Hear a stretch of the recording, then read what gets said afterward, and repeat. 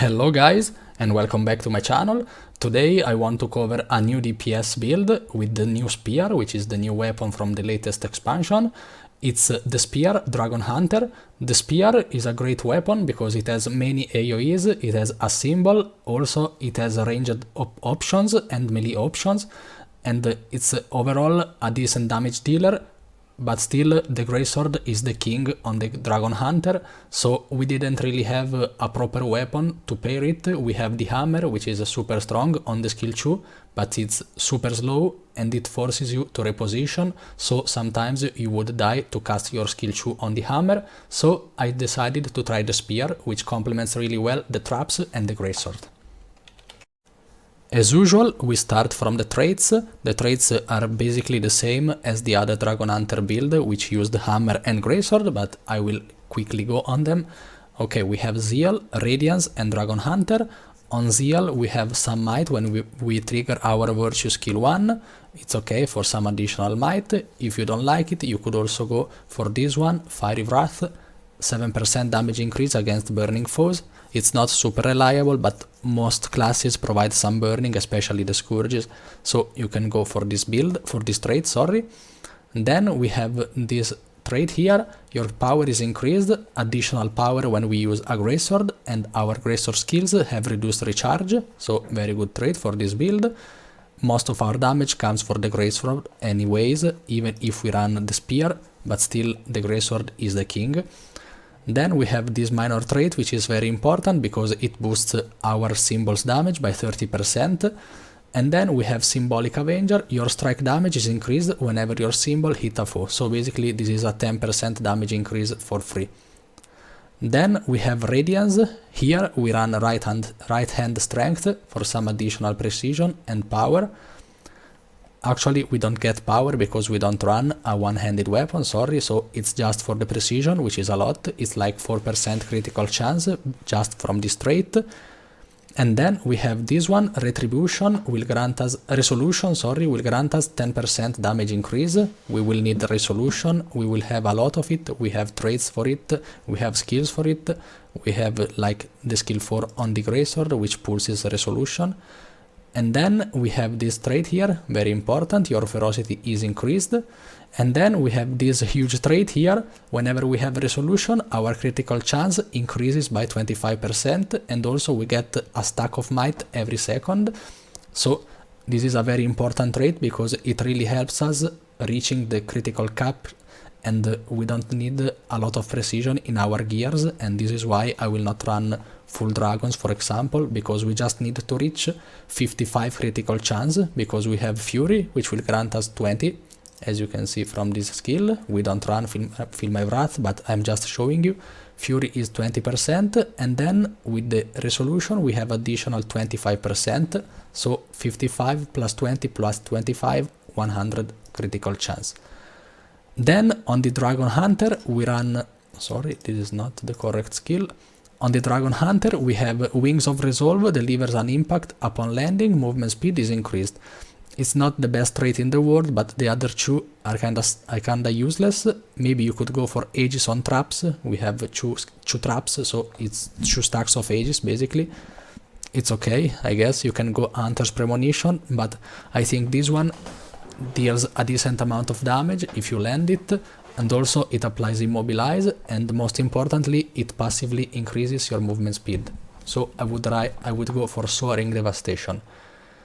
Then we have Bulwark, Shield of Courage, gains increased radius and duration. It's our F3, it will last for 5 seconds. It's this huge skill, huge shield in front of us. During it we can free cast basically almost every skill, unless the enemies have free unblockable stacks, but otherwise you will block like 90% of the damage, except the wells, for example, from the Necromancer, which don't deal a lot of damage anyways. And also the other 2 traits are kinda useless. And then here we run Heavy Light, gain stability when disabling an enemy, deal increased strike damage to disabled or defiant foes. We take this especially for the second part, deal increased damage, because there are a lot of CCs in War vs World. If our allies will CC the enemies, we will deal additional damage to them. And also we will get a stack of stability for 3 seconds once every second. If we disable enemies as disables, we have the F1, which can transform into a pull on the second chain. You see stability because I disabled these guys. Then I have another disable here on the second chain on the skill 5, which is a pull. And then we have this minor knockback when you click it at the start of the symbol. You see stability because the first hit is a knockback on the enemy for 1 second.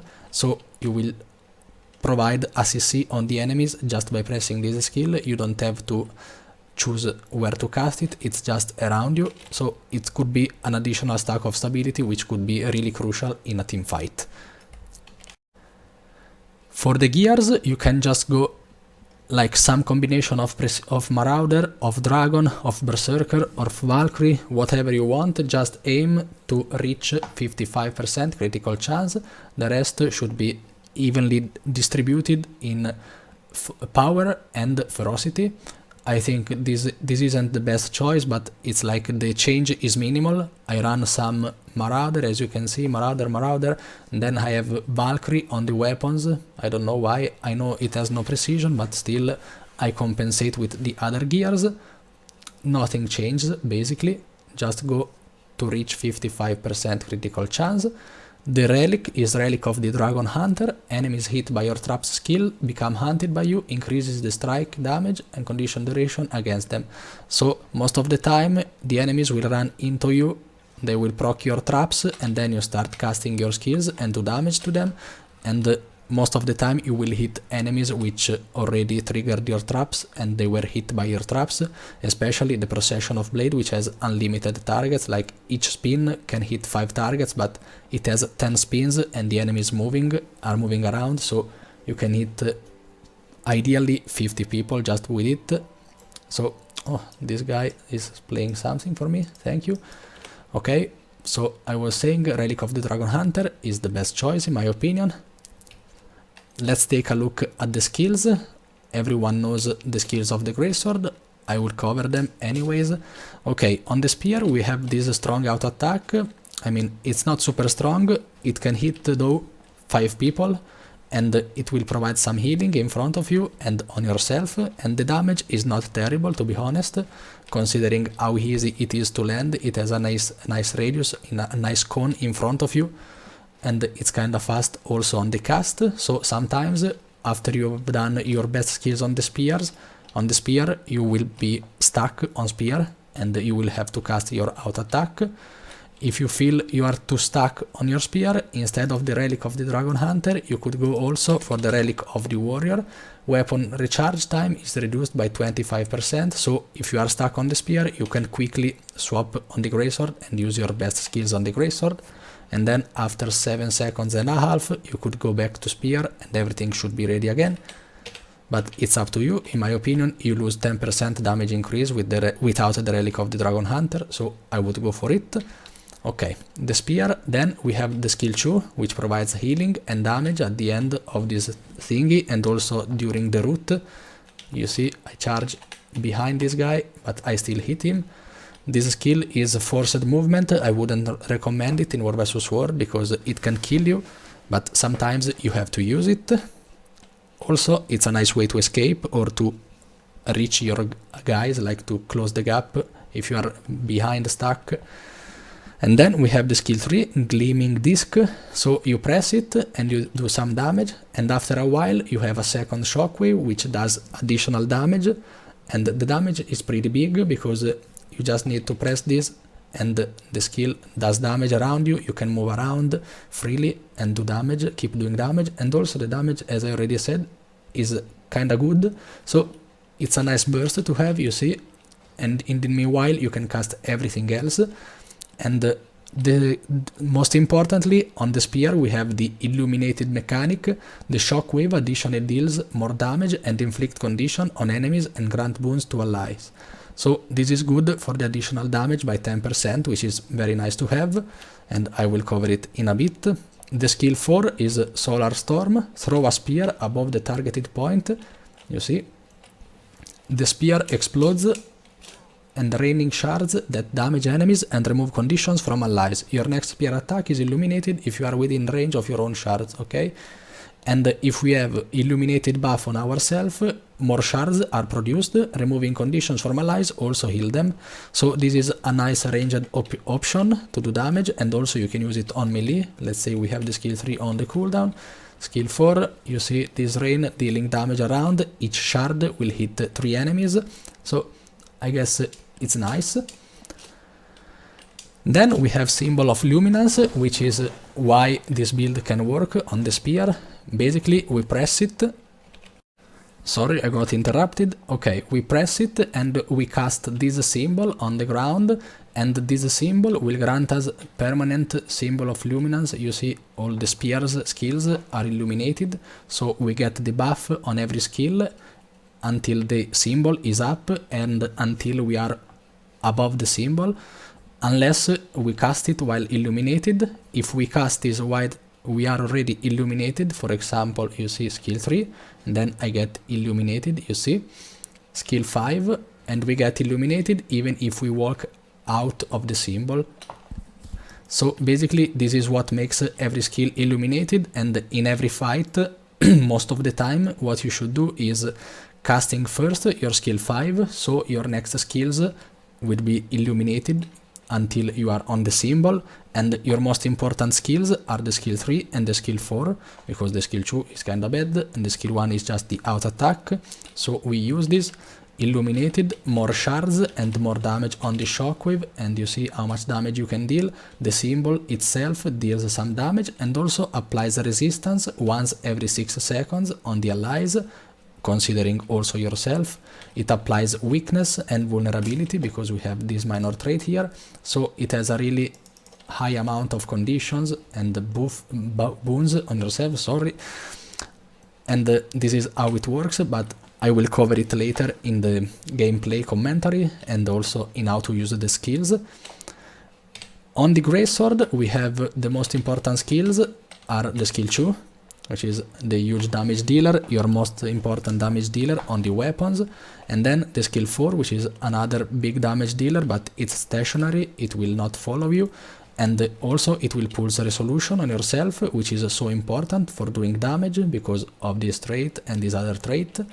Then the skill 3 deals a decent amount of damage, but it's forced movement, so don't use this unless the enemy is like downed and you need to reach them and you are sure you will not die from it. And then the skill 5 is basically 0 damage, and also it's a projectile, so it's almost unhittable in War vs War because of the wall of reflections and so on. What I would recommend to do during a fight, okay, let's say these are the enemies, you are ranged. Here at this point you cannot really do much because you have not many skills on ranged side. I would keep your skill 4 for when you are doing your melee burst, so you increase it because this skill is really strong even up close to the enemies. So in a ranged situation what you can do is F1 the enemies and try to pull them, and if they have no stability they are basically dead if you pull them for 1200. And then we also have the Sword of Justice, which is some additional damage we can deal, and it's very good to clear the downies, but you basically use this after the fight, like every skill has been used and you have nothing left, and you use Sword of Justice. If you don't like Sword of Justice, you could also go for Stand Your Ground for additional stability and also a stun break on yourself because we have no stun break. Then the fight will go melee at some point, you will cross the enemies. What I recommend to do here is moving a bit to the side, the enemies are coming onto you like here, and in the meanwhile you drop your traps and then you cast your skill 5, every skill is illuminated, skill 4 and skill 3, and immediately you should swap to the Greatsword, and if you have resolution on yourself you can cast straight away your skill 2. If you don't have resolution you should go first for the skill 4, so we will get resolution on ourselves and we will deal a lot of more damage to the enemies. Okay, I will quickly replay it and also I will talk about it in the commentary because I will do basically the same during the commentary. Okay, here it's a ranged situation. Let's say we are engaging the enemies. What we can do is engaging them with the F2. Make sure your commander goes in front and you are a bit behind, so you don't yeet in front alone. You can do this.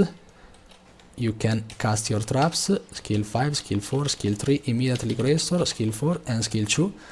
And before doing everything of this, you can go also for Shield of Courage, which makes you free cast. Let's say the enemies are in front of you, they are really dangerous, you would die if you go in there and press your skill 2. You can do this and you block everything and you can still deal your damage.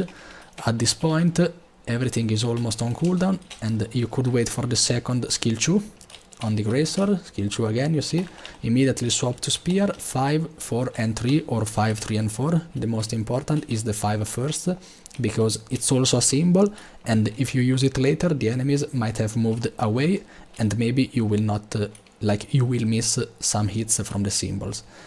Okay, let's get into the commentary. Okay, this is a fight just outside Stone Mist Castle. We are walking on to the enemies. I already casted my F3 because we are about to clash and I want to be safe when I cast my spells. Okay, also, sorry, I forgot to mention, the skill Test of Fate, the trap, is the one which deals damage when enemies cross it. It's insta-cast, you can also cast it during a dodge, you see, and the enemies get damage if they pass through these spikes. Okay, here I fail it, but it's okay, you get the point. And then the Procession of Blade is dead, it casts this trap, and it has some cast time, not really long, but beware of it because it can be dangerous. Okay, let's get back to the commentary. Here I casted my traps, you see, immediately I press Procession of Blade and Test of Faith. I am blocking everything because of the F3, immediately go on the F of the skill 5 on the Spear, skill 3, because also during the skill 3, like you cast it, you will deal some damage in a very small circle around you, and then after 1 second or so on, you get additional damage, like the same damage, but in a bigger circle, and during this downtime, you can cast your skill 4. So maybe it's like if you cast first your skill 4, you need to wait for the shards to rain down. If you cast first the skill 3, you need to wait for the shockwave. So it's kind of the same. Just the important thing, first skill 5, then 3 and 4 or 4 and 3. Okay, skill 3 and 4, you see how much damage the raining shards deal damage.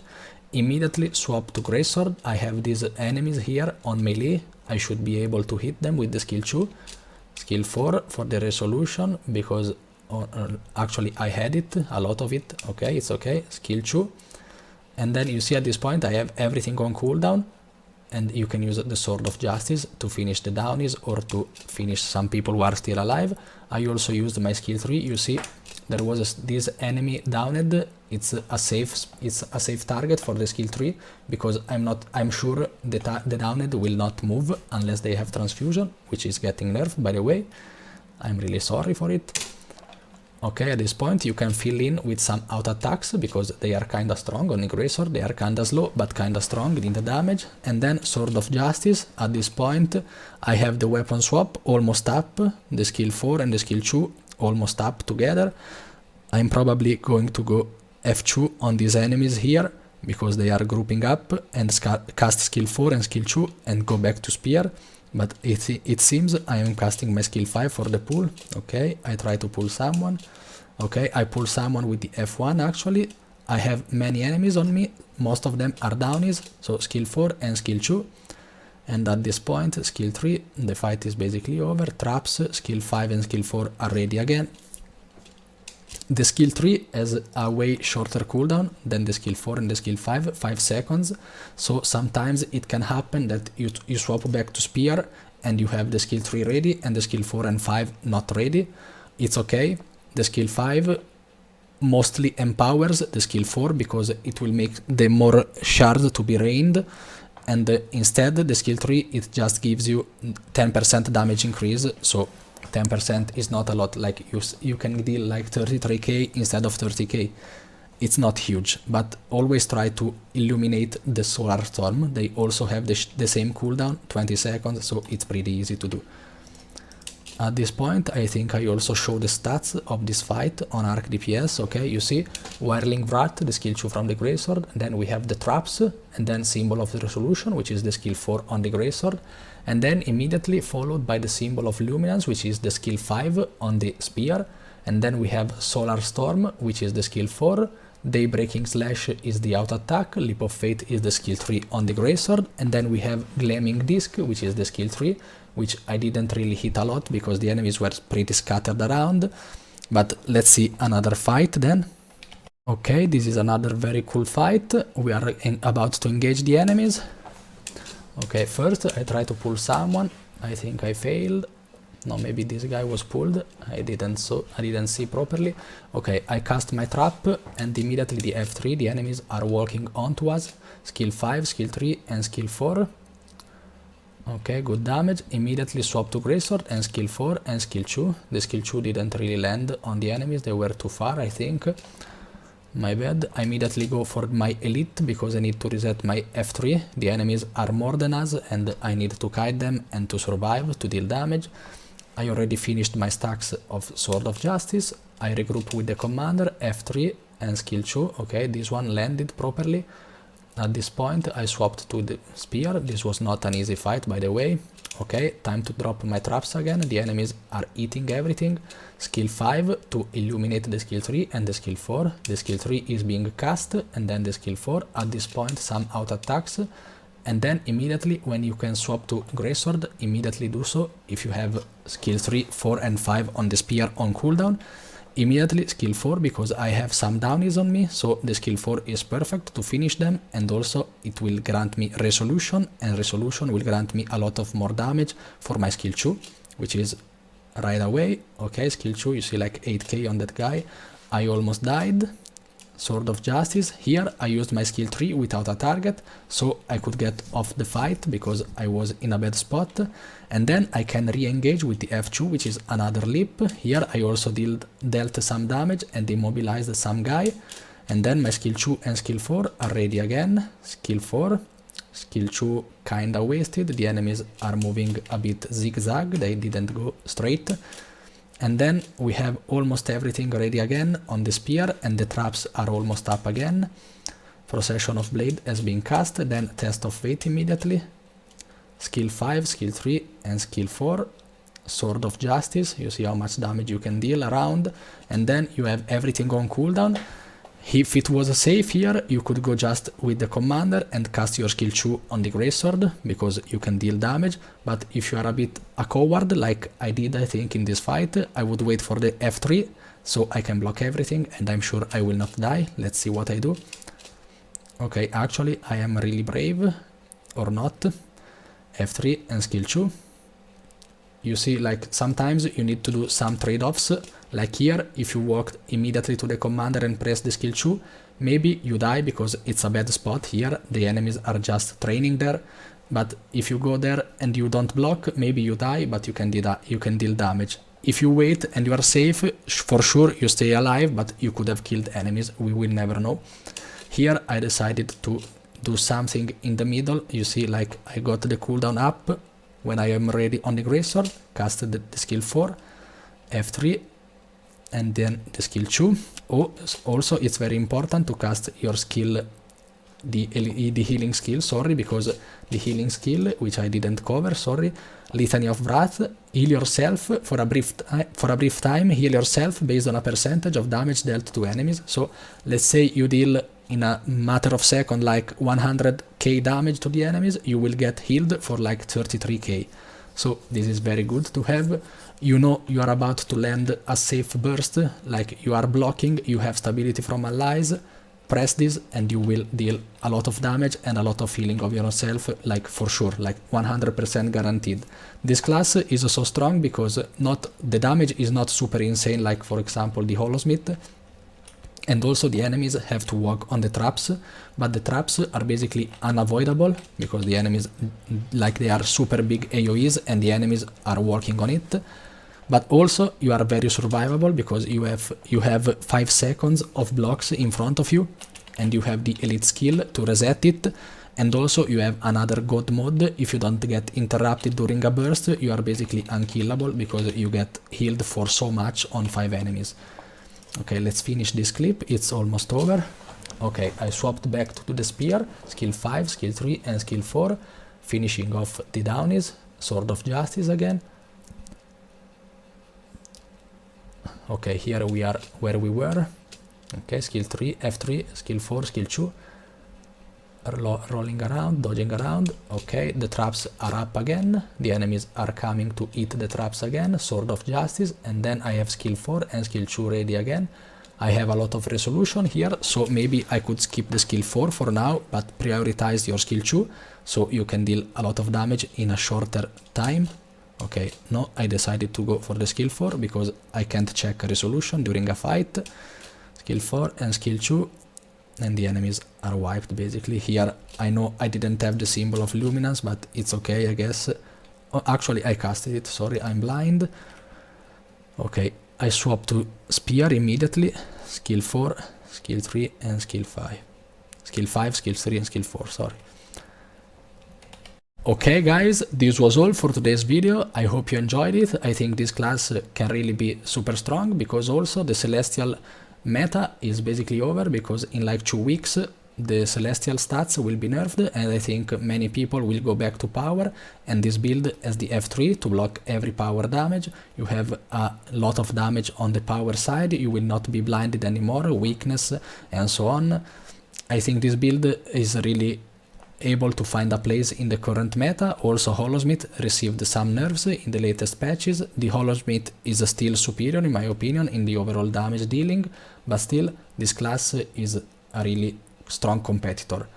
Let me know in the comments what you think, and please leave a like and subscribe if you enjoyed the video, and see you on to the next video. Have a great night, goodbye.